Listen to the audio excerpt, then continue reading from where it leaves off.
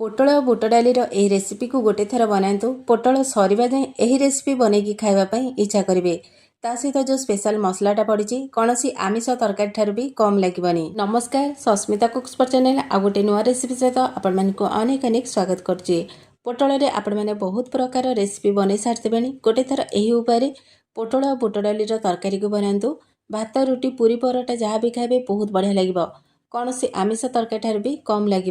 ताहले चलतु आज रेसिपी को आरंभ करवा।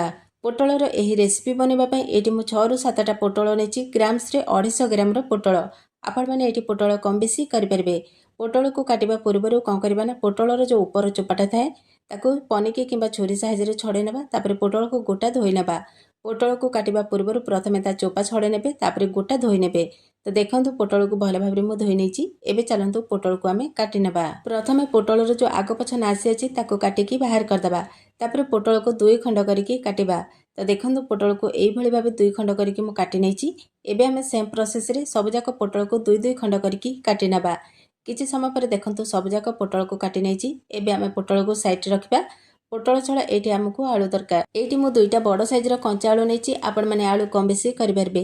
एबे आमे आलू को टिके बड़ बड़ खंड करके काटी नेबा। बेसी बड़ करबानी ना बेसी छोट करबानी। एठी आपण माने मु देखंतु एई साइज रो ही आलू सब को काटी नेबे। आलू को काटी सारा पर पानी रे पके दबा कला पड़बनी।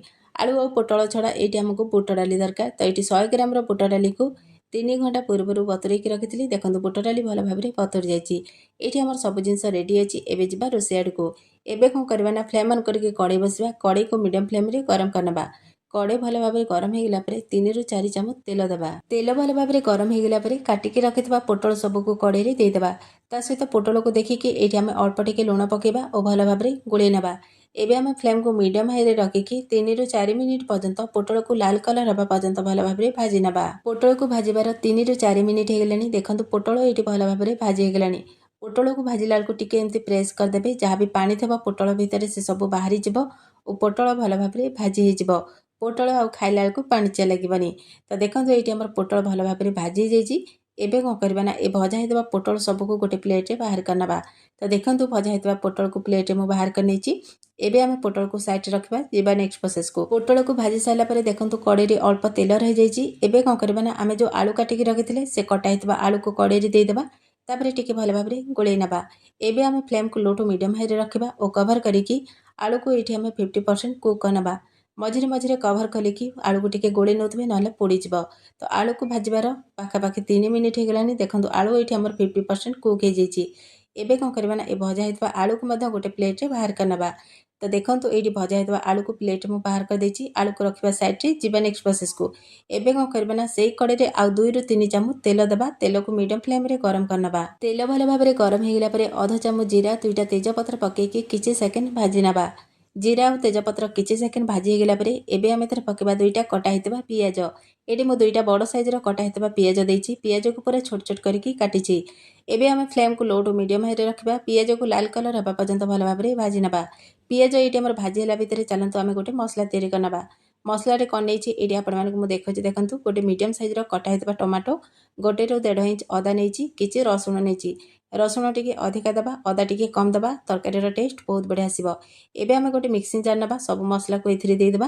तापरे 2 चामच पानी देकी मसला को भल भाव में चिकन करके बाटी नबा।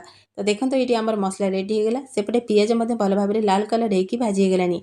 एबे कौन करबा ना आमे जो मसला बाटिले से बटा हितबा मसला सबको कड़े रे दे देबा। तापरे फ्लेम को लो टू मीडियम हाई रे रखिकी मसला को भल भाव में गोली नेबा।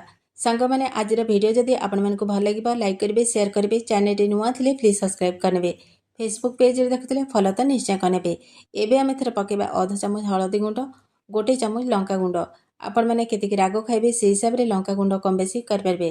तापरे मसला को भल भाव में गोली नेबा। मसला एटी टिके सुखिला लागुची सेति पे 2-3 चामच पानी देकी आउ थरे भल भाव में गोली नेबा। एबे कौन करबा ना फ्लेम को लो टू मीडियम हाई रे रखिबा और कवर करिकी 3 ରୁ 4 मिनिट पर्यंत मसला को भल भाव में कसी नबा। मझिरे मझिरे कवर खलिके टिके गोले नउतबे। तो एटी देखंतु 3 ରୁ 4 मिनिट हो गलानी मसला को कसिबार।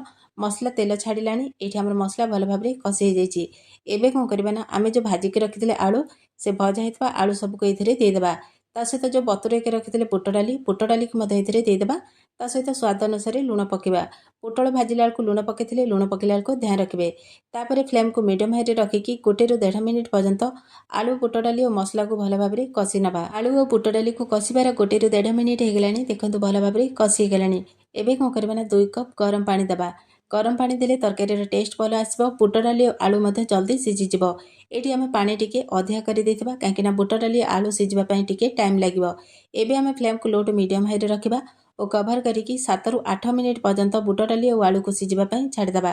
ତା ଭିତରେ ଚାଲନ୍ତୁ ଆମେ ଗୋଟେ ସ୍ପେଶାଲ ମସଲା ତିଆରି କରିନେବା। ସ୍ପେଶାଲ ମସଲା ବନେଇବା ପାଇଁ ଏଠି ଦେଖନ୍ତୁ ଗୋଟେ ତଡ଼କା ପ୍ୟାନ୍ ନେଇଛି। ସେଥିରେ ଦେବା 1 ବଡ଼ ଚାମଚ ଗୋଟା ଧନିଆ, 1 ଚାମଚ ଗୋଟା ଜିରା, 1 ଚାମଚ ଏଠି ପାନମଧୁରୀ। ତା ସହିତ ପକାଇଦେବା 4-5ଟା ଏଠି ଗୁଜୁରାତି, ଅଧ ଚାମଚ ଗୋଲମରିଚ, 6ରୁ 7ଟା ଲବଙ୍ଗ। ତା ସହିତ ପକାଇବା 2ଟା ଶୁଖିଲା ଲଙ୍କା। ଏବେ ଆମେ ଫ୍ଲେମ୍କୁ ଅନ୍ କରିବା। ଲୋ ଫ୍ଲେମ୍ରେ 1 ମିନିଟ୍ ପର୍ଯ୍ୟନ୍ତ ଏ ଗୋଟା ମସଲା ସବୁକୁ ଭଲ ଭାବରେ ଭାଜି ନେବା। ଏଇଠି ଫ୍ଲେମ୍କୁ ବିଲକୁଲ ବି ହାଇ କରିବେନି। ହାଇ ଫ୍ଲେମ୍ରେ ଗୋଟା ମସଲାକୁ ଭାଜିଲେ କ'ଣ ହେବ ନା ପୋଡ଼ିଯିବ, ତା ଟେଷ୍ଟ ମଧ୍ୟ ଖରାପ ହେଇଯିବ। ସେଥିପାଇଁ ଲୋ ଫ୍ଲେମ୍ରେ 1 ମିନିଟ୍ ପର୍ଯ୍ୟନ୍ତ ବଢ଼ିଆ ବାସ୍ନା ଆସିବା ପର୍ଯ୍ୟନ୍ତ ଭଲ ଭାବରେ ଭାଜି ନେବେ। ତ ଦେଖନ୍ତୁ ଏଇଠି 1 ମିନିଟ୍ ହେଇଗଲାଣି। ମସଲା ଏଇଠି ଭଲ ଭାବରେ ଭାଜି ହେଇଯାଇଛି। ଏବେ କ'ଣ କରିବା ନା ଫ୍ଲେମ୍କୁ ଅଫ୍ କରିଦେବା। ଗୋଟା ମସଲାକୁ କିଛି ସମୟ ଥଣ୍ଡା କରିନେବା। ମସଲା ଯେତେବେଳେ ଭଲ ଭାବରେ ଥଣ୍ଡା ହେଇଯିବ ମିକ୍ସିଂ ଜାର୍ରେ ଦେଇଦେବା ଓ ଭଲ ଭାବରେ ଚିକଣ କରିକି ବାଟି ନେବା। ତ ଦେଖନ୍ତୁ ଏଇଠି ଆମର ସ୍ପେଶାଲ ମସଲା ରେଡ଼ି ହେଇଗଲା। ଏପଟେ ଆମର ତରକାରୀକୁ ଫୁଟେଇବାର 7ରୁ 8 ମିନିଟ୍ ହେଇଗଲାଣି। କଭରକୁ ଖୋଲି ନେବା। ଏଇଠି ଆପଣମାନଙ୍କୁ ମୁଁ ଦେଖୁଛି, ଦେଖନ୍ତୁ ବୁଟ ଡାଲି ଆଳୁ ଭଲ ଭାବରେ ସିଝି ଯାଇଛି। ବୁଟ ଡାଲି ଗୋଟା ଗୋଟା ଅଛି କିନ୍ତୁ ଭଲ ଭାବରେ ସିଝିଛି। ଏଇଭଳି ବୁଟ ଡାଲି ତରକାରୀ ଖାଇବା ପାଇଁ ବହୁତ ବଢ଼ିଆ ଲାଗିଥାଏ। ଏବେ କ'ଣ କରିବା ନା ଆମେ ଯେଉଁ ଭାଜିକି ରଖିଥିଲେ ପୋଟଳ, ସେ ଭଜା ହେଇଥିବା ପୋଟଳ ସବୁକୁ ଏଥିରେ ଦେଇଦେବା। ତା ସହିତ ଯେଉଁ ସ୍ପେଶାଲ ମସଲା ତିଆରି କଲେ ସେ ମସଲାରୁ 1ରୁ 1.5 ଚାମଚ ଏଥିରେ ପକାଇଦେବା। ଆଉ ଯେଉଁ ମସଲା ରହିଲା ତାକୁ ଷ୍ଟୋର କରିକି ରଖିଦେବା। ଆଉ ଯେକୌଣସି ତରକାରୀରେ ଆପଣମାନେ ପକାଇ ପାରିବେ। ତାପରେ ଏବେ କ'ଣ କରିବା ନା ତରକାରୀକୁ ଭଲ ଭାବରେ ଗୋଳେଇ ନେବା। ଏବେ ଆମେ ଫ୍ଲେମ୍କୁ ମିଡ଼ିୟମ୍ ହାଇରେ ରଖିବା ଓ କଭର କରିକି 1ରୁ 1.5 ମିନିଟ୍ ପର୍ଯ୍ୟନ୍ତ ମିଡ଼ିୟମ୍ ଫ୍ଲେମ୍ରେ ତରକାରୀକୁ ଭଲ ଭାବରେ ଫୁଟେଇ ନେବା। ତରକାରୀକୁ ଫୁଟେଇବାର 1ରୁ 1.5 ମିନିଟ୍ ହେଇଗଲାଣି। ଏବେ କ'ଣ କରିବା ନା କଭରକୁ ଖୋଲି ନେବା। ଏଇଠି ଦେଖନ୍ତୁ ଆମର ଗରମା ଗରମ ବୁଟ ଡାଲି, ପୋଟଳ ଆଉ ଆଳୁର ତରକାରୀ ପ୍ରସ୍ତୁତ ହେଇଯାଇଛି। ଏଇଠି ଆପଣମାନେ ତରକାରୀରେ କେତିକି ଗ୍ରେଭି ରଖିବେ ସେହି ହିସାବରେ ତରକାରୀକୁ ଭଲ ଭାବରେ ଫୁଟେଇ ନେବେ। ଏବେ ଆଉ ଏଥିରେ କିଛି ବି ମସଲା ପକାଇବା ଦରକାର ନାହିଁ। ଏବେ ଆମେ ଫ୍ଲେମ୍କୁ ଅଫ୍ କରିଦେବା। ଏଇଠି ଆମର ଗରମା ଗରମ ପୋଟଳ ଓ ବୁଟ ଡାଲି ତରକାରୀ ପ୍ରସ୍ତୁତ ହେଇଯାଇଛି। ଏଇଠି ଆପଣମାନେ କଲର ଟେକ୍ସଚରରୁ ଦେଖିକି ଜାଣିପାରୁଥିବେ ତରକାରୀଟା କେତେ ସୁଆଦିଆ ହେଇଛି। ଏ ପ୍ରୋସେସରେ ଗୋଟେ ଥର ବନାନ୍ତୁ। କେମିତି ଲାଗିଲା ଆପଣଙ୍କର ଅନୁଭୂତି ମୋ ସହିତ ନିଶ୍ଚୟ ସେୟାର କରନ୍ତୁ। ଆଶା କରୁଛି ଭିଡ଼ିଓଟି ଆପଣମାନଙ୍କୁ ନିଶ୍ଚୟ ଭଲ ଲାଗିଥିବ। ଆଉ ଗୋଟେ ନୂଆ ଭିଡ଼ିଓ ସହିତ ଦେଖା ହେବ। ସେ ପର୍ଯ୍ୟନ୍ତ ରହୁଛି। ନମସ୍କାର, ଜୟ ଜଗନ୍ନାଥ।